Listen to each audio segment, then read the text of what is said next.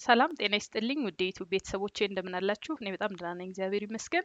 እኔ ዶክተር ዝናሽ ብዙ እባላለሁ። ይህ ደግሞ ኢትዮ ቢዝነስ አካዳሚ ነው። በዛሬው ቪዲዮ ይዤላችሁ የመጣሁት ሞቲቬሽንስ ኦፍ ዱይንግ ሪሰርች ወይም ደግሞ ዋይ ዱ ፒፕል ዱ ሪሰርች የሚለውን ነው። በሁለት ፓርት ከፍያዋለሁ። የተጠቀምኩት ሶርስ ኮታሪ ነው። ኮታሪ ሁለት ቦታ ይከፍለዋል ሞቲቬሽኑን። የመጀመሪያው ዋና ዋና ፋክተሮች ብሎ፣ ሁለተኛው ላይ ደግሞ አዘር ፋክተርስ ብሎ ነው፣ ወይ ደግሞ አዘር ሞቲቬሽናል ፋክተርስ ብሎ ነው የሚያስቀምጣቸው። ሪሰርች ማለት ቀላል ነገር አይደለም። ማለት እውቀት ይፈልጋል፣ ኢፈርት ይፈልጋል። ይሄንን ሁሉ ነገር አውጥተን ግን ሪሰርች እንሰራለን ወይም ደግሞ ሰዎች ይሄንን ሁሉ ከግንዛቤ ውስጥ ሳይከቱ ሪሰርች ይሰራሉ። ታዲያ ለምንድን ነው ሪሰርች የሚሰሩት? ይሄ ሁሉ እያለ ሪሰርች መስራት ለምንድን ነው የሚፈልጉት ሰዎች ስንል የተለያየ ምክንያት ይኖራቸዋል ወይም ደግሞ ሞቲቬሽን ይኖራቸዋል።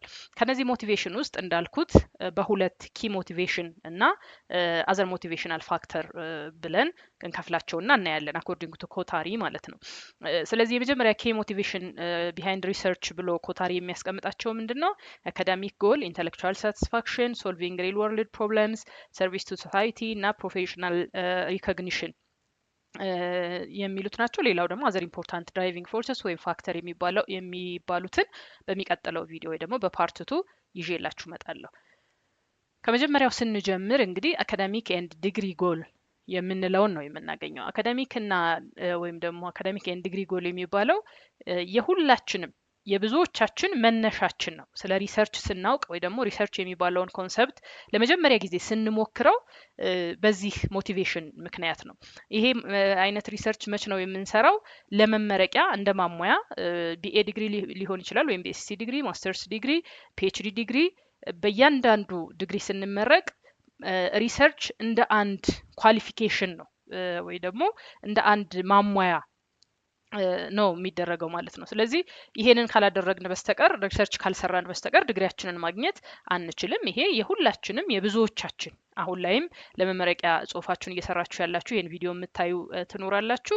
ካሁን በፊትም የተመረቅን ከቢኤ እስከ ፒኤችዲ ድረስ ሪሰርች እንደ አንድ ሪኳይርመንት ሆኖ እንሰራዋለን። ስለዚህ ምንም ያህል አድካሚ ቢሆን፣ ምንም ያህል ታይም ኮንሱሚንግ ቢሆን፣ ምንም ያህል ገንዘብ የሚፈልግ ቢሆን፣ ምንም ያህል ኢፈርት የሚፈልግ ቢሆን በዚህ ምክንያት ሪሰርች እንሰራለን ማለት ነው። ሁለተኛው ሶልቪንግ አንሶልቭድ ፕሮብለምስ ነው።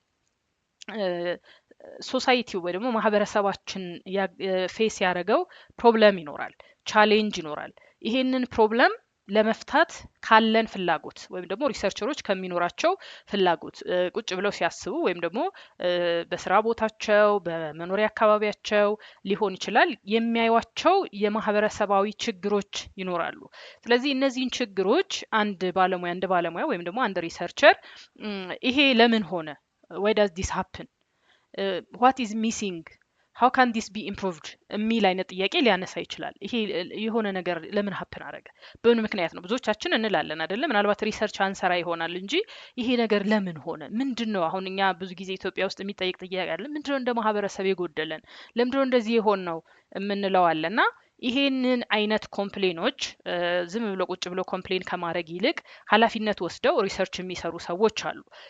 ይሄ ፍላጎት ከምንድን ነው የሚመጣው? ያንን የምናየውን ወይም ደግሞ ኦብዘርቭ ያደረግነውን ፕሮብለም ከመረዳትና ለፕሮብለሙ ደግሞ መፍትሄ ከማምጣት አንጻር ነው።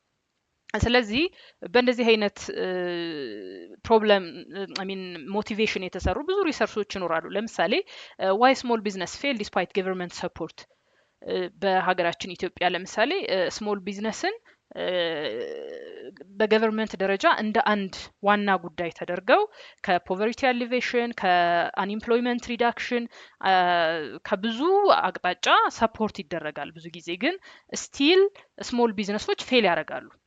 የገቨርንመንት ሰፖርት እንዳለ ሆኖ አቴንሽን መሰጠቱ እንዳለ ሆኖ ግን ስቲል ፌል ያደርጋሉ። እና ለምንድነው ፌል የሚያደርጉት?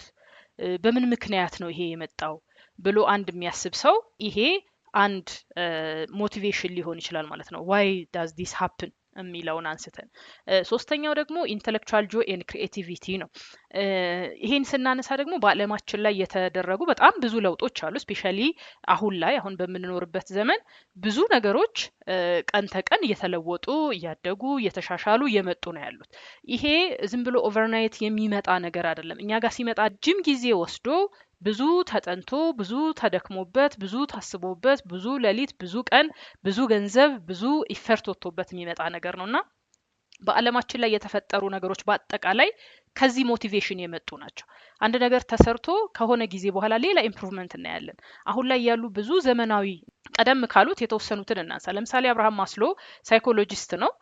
መጀመሪያ የእሱ ጥያቄ የነበረው ላይክ ለምንድን ነው ሰዎችን ሞቲቬት የሚያደርጋቸው ነገር ምንድን ነው? ስለ ሂዩማን ሞቲቬሽን ነው ማየት የፈለገው ማለት ነው። ስለዚህ ምን ላይ ደረሰ እሱ? መጨረሻ ላይ ከብዙ ጥናት በኋላ ሃይራርኪ ኦፍ ኒድን ሃይራርኪ ኦፍ ኒድ ቲዮሪ ብዙዎቻችን ፋሚሊያር ናን ብዬ አስባለሁ ለዚህ ቲዮሪ።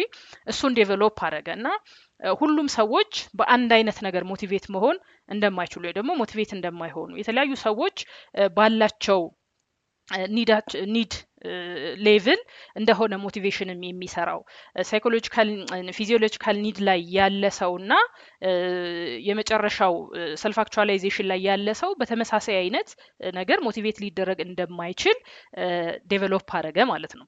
ይሄ እንግዲህ ከእሱ ካለው ኪዩሪሲቲ ወይ ደግሞ ከኢንተሌክቹዋል ጆይ የመጣ ነው። ቁጭ ብሎ ሲያስብ ሰዎች ግን ምንድነው ሞቲቬት የሚያደርጋቸው የሚል አይነት ጥያቄ ጠየቀ። ከዛ በኋላ ምን ዴቨሎፕ አደረገ? ሃይራርኪ ኦፍ ኒድን ዴቨሎፕ አደረገ። ከዛ በኋላ እሱ ሳይኮሎጂካሊ ከሳይኮሎጂ ፐርስፔክቲቭ ነው አይቶ ያንንም ቲዮሪ ዴቨሎፕ ያደረገው እንጂ ፍሮም ደ ቢጊኒንግ በማኔጅመንት እይታ ወይም ደግሞ በሊደርሽፕ እይታ አይቶ አይደለም አብርሃም ማስሎ ያንን ቲዮሪ ዴቨሎፕ ያደረገው። በኋላ ደግሞ ክሪኤቲቭ የሆኑ ሪሰርቸሮች መጡና ይህንን የአብርሃም ማስሎ ሃይራርኪ ኦፍ ኒድ ቲዮሪ ክሪኤቲቭ በሆነ መንገድ ለምን ወደ ማኔጅመንት አናመጣውም፣ ለምን ወደ ሊደርሽፕ አናመጣውም የሚል እሳቤ ይዘው ተነሱ። እነሱም በተመሳሳይ መልኩ ጥናት አጠኑ። ከዛ በኋላ ለኢምፕሎይ ሞቲቬሽን ፕሮግራም ይሄን ሃይራርኪ ኦፍ ኒድ ተጠቀሙበት። ከዛ ለወርክ ፕሌስ ኢምፕሩቭመንት ስትራቴጂ አድርገው ዲዛይን አድርገው ተጠቀሙበት። በሴሚስትሩ አሁን አለማችን ላይ የምናያቸው ብዙ ነገሮች ለምሳሌ ኤአይን ማየት እንችላለን። አሁን ላይ ኤአይ በጣም ብዙ ነገሮችን አቅሏል። ያው እያንዳንዱ ነገር ሳይድ ኢፌክት ይኖረዋል። ግን አሁን ፖዚቲቭ ሳይዱን ብናይ የመጣው ኦቨርናይት ዛሬ ታስቦ ነገ አይደለም። ብዙ ጊዜ ወስዶ ብዙ ድካም ተደክሞበት ነው እና ይሄ ከምን የመጣ ነው ስንል ኢንተሌክቹዋል ጆይ ክሪኤቲቪቲ ከሚያስደስታቸው ሰዎች በጣም ብዙ ነገሮች ኤሌክትሮኒክሶችን ማንሳት እንችላለን። የትምህርት ፕሮግራሞችን ማንሳት እንችላለን።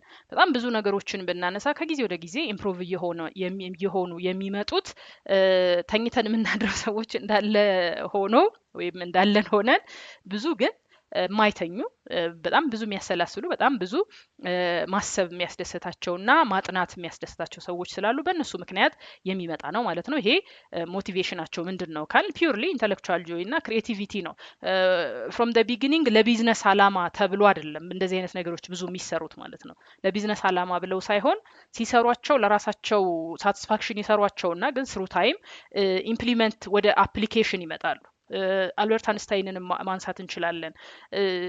እንደዚህ አሁን ለምሳሌ ኤአይን ብናይ ማሽን ማሰብ ይችላል ወይ ከሚል ነው መነሻው ስናነብ የምናገኘው። ማሽን ማሰብ ይችላል ወይ ከዛ ካሰብ እሱ ተነሳ። ከዛ እየቆየ ደግሞ ማሽን ማሰብ ከቻለ እንዴት ነው ፕራክቲካል ሊሆን የሚችለው? ዋቴቨር እያሉ መጡና አሁን ላይ ያለውን ሪዛልት አገኘን ማለት ነው። ስለዚህ ይሄ ኢንተሌክቹዋል ጆይ እና ክሪኤቲቪቲ ከሚለው የመጣ ነው ማለት ነው። ሌላኛው ሰርቪስ ቱ ሶሳይቲ ሰርቪስ ቱ ሶሳይቲ። ይሄ ደግሞ ፒውርሊ ከምንድን ነው የሚመጣው? ዲዛይር ቱ ሄልፕ ሶሳይቲ ዲዛይር ቱ ሄልፕ ሶሳይቲ አላማው ምንድን ነው? ኢምፕሩቭመንት ነው፣ የማህበረሰብ ኢምፕሩቭመንት። ትምህርት እስቲ በምን መልኩ ኢምፕሩቭ መሆን ይችላል? ጤና በምን መልኩ፣ ቢዝነስ በምን መልኩ፣ ፖሊሲዎች በምን መልኩ መሻሻል ይችላሉ? እና ፒውርሊ የዚህ ኢንቴንሽን ወይም ሞቲቬሽኑ ሶሻል ቼንጅ እና ዴቨሎፕመንት ነው። ይሄ ሪሰርች ሰርቪስ ቱ ሶሳይቲ ሪሰርች ዋናው አላማ ወይ ደግሞ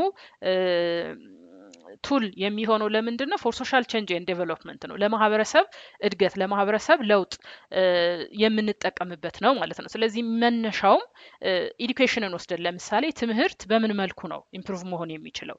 ከጤና አንጻር በምን መልኩ ነው ኢምፕሩቭ፣ ቢዝነስ እንዴት ኢምፕሩቭ መሆን ይችላል የሚለውን ይዘው የሚሰሩ ሰዎች ደግሞ አሉ።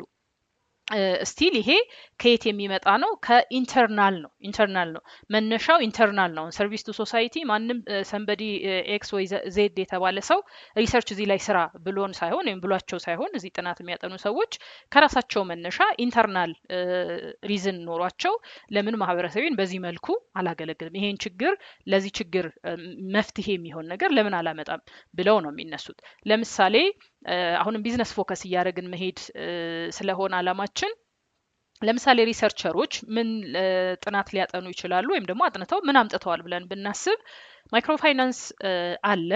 ግን ያንን ማይክሮፋይናንስ ፕሮግራም ለሎ ኢንካም ሃውስሆልድ እንዴት ጥቅም ላይ መዋል ይችላል የሚል ይሄ ለምሳሌ ከፖቨርቲ ሪዳክሽን አንጻር ልናየው እንችላለን። ፖቨርቲ ሪዳክሽን ላይ የማይክሮፋይናንስ ሮል ምንድን ነው? ምን አይነት ፕሮግራም ዲዛይን ቢደረግ ይሄ መፍትሄ ሊሆን ይችላል የሚል ሀሳብ አንስተው ጥናት ያጠኑ ሪሰርቸሮች ምን ላይ ይደርሳሉ?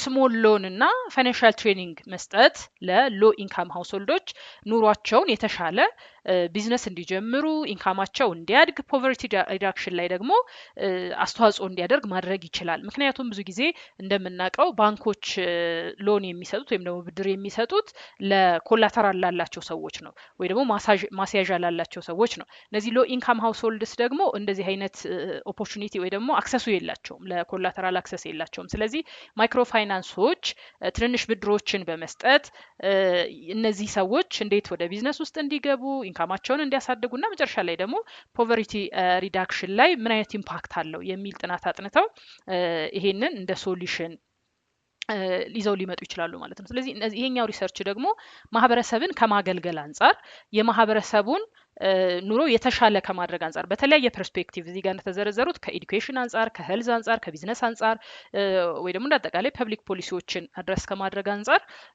ምን ማድረግ እንችላለን በሚል የሚመጣ ሞቲቬሽን ነው ማለት ነው። ስለዚህ እነዚህ ሜን የሚባሉ ሪሰርች ሞቲቬሽኖች ናቸው። ሌላኛው ሪስፔክቴቢሊቲ ኤንድ ሪኮግኒሽን የምንለው ነው። ይሄ ደግሞ የሚመጣው መነሻው ምንድን ነው ስንል ፕሮፌሽናል ሪስፔክት እና ሪኮግኒሽን ከመፈለግ አንጻር ነው። አንድ ሰው ፐርሰናሊ ከውስጡ ሪስፔክት የሚፈልግ ከሆነ ሪኮግኒሽን ማግኘት የሚፈልግ ከሆነ ሪሰርች ይሰራል። በአንድ ኤሪያ ላይ ለምሳሌ ፕሮፌሰርስ የምንላቸው አሉና የእንትን ፕሮፌሰር ነው አንድ ሰው፣ የማኔጅመንት ፕሮፌሰር ነው፣ የፊዚክስ ፕሮፌሰር ነው፣ የኢኮኖሚክስ ፕሮፌሰር ነው፣ የማቴማቲክስ ፕሮፌሰር ነው ማለት ምን ማለታችን ነው? ተጠያቂ ነው፣ ተጠያቂ ይባላል። እና ተጠያቂ ነው ማለት ስለ የማኔጅመንት ፕሮፌሰር ካለ ወይ ደግሞ የሂውማን ሪሶርስ ፕሮፌሰር ካለ ሂውማን ሪሶርስ ላይ የሆነ ኢሹ ቢኖረን ኮንሰርን ቢኖረን ወይም ደግሞ ጥያቄ ቢኖረን ያንን ሰው ሄደን ይሄ እንዴት ነው ብለን እንለዋለን ማለት ነው። ያ ሰው ደግሞ ኤክስፕሌን ያደርግልናል። ስለዚህ እንደዚህ አይነት ሪፒቲሽን ማግኘት የሚፈልግ ሰው ስታተሱን እና ኬሪየር ኢሜጁን ቢውልድ ማድረግ የሚፈልግ ሰው ሪሰርች ይሰራል።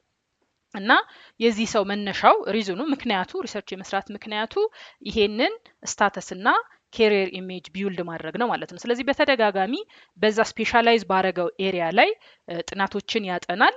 ያጠናቸውን ጥናቶች ደግሞ ሃይ ኳሊቲ የሚባሉ ጆርናሎች ላይ ምን ያደርጋል?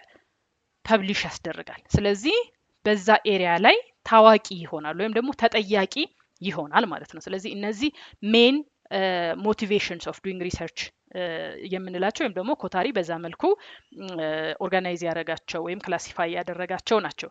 ሌላኞቹ ደግሞ አዘርስ የምንላቸው ወይ ደግሞ አዘር ሞቲቬቲንግ ፋክተርስ የምንላቸው እንደ ገቨርንመንት ኢንስትራክሽን፣ ጆብ ኤንድ ኢምፕሎይመንት ሪኳየርመንት፣ ኪዩሪዮሲቲ አባውት ኒው ዴቨሎፕመንት፣ ዲዛይር ቱ አንደርስታንድ ሪሌሽንሺፕ ቢትዊን ቫሪያብልስ እና ሶሻል ሪስፖንሲቢሊቲ እነዚህ አዘር ፋክተርስ ብለን የምናያቸው ናቸው። ምክንያቱም እነዚህ አምስቱ ብቻ አይደሉም አንድን ሰው ሪሰርች እንዲሰራ የሚያደርጉት ማለት ነው። እዚህ የተጠቀሱትም ደግሞ ሌላ ተጨማሪ አምስቶቹ ፋክተሮች እንደ ፋክተር የሚታዩ ናቸው። ስለዚህ እነዚህን ደግሞ በቀጣይ ቪዲዮ ወይ ደግሞ ፓርት2 ሞቲቬሽን ይዤላችሁ የምመጣ ይሆናል። ኢትዮ ቢዝነስ አካዳሚ ስለምትከታተሉ በጣም አመሰግናለሁ። ለተጨማሪ ቪዲዮ በቢዝነስ ሪሰርች እንዲሁም ደግሞ ወደፊት በምንሰራቸው ቢዝነስ ሪሌትድ ኮርሶች የተሻለ ግንዛቤ ማግኘት የምትፈልጉ ከሆነ ቻናሉን ላይክ፣ ኮሜንት፣ ሼር እና ሰብስክራይብ ማድረግ እንዳይረሳ። አመሰግናለሁ።